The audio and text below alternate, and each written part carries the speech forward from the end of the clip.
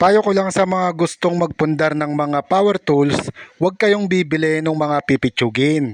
Kahit na ba ang presyo nito ay abot kaya. Ang bilhin niyo yung mga dekalidad na subok na.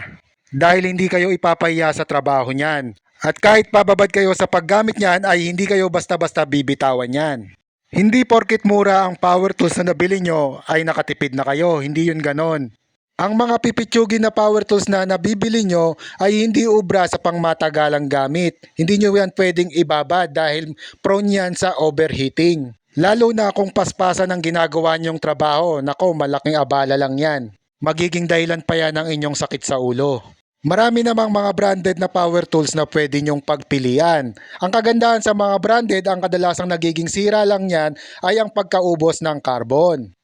Ang kagandahan pa kapag ka-branded ang power tools ninyo at gusto nyong magpalit ng ibang brand ay mabibenta nyo pa ito ulit. Dahil nga sa branded ito, makakabawi kayo kahit papaano. Hindi tulad ng mga pipitsugin ay halos wala nang bumibili niyan dahil talaga kung tutusin ay basura yan. Sa madaling salita, huwag kayong tumingin sa presyo. Ang tingnan nyo yung kalidad at subok na. Yun lang, salamat.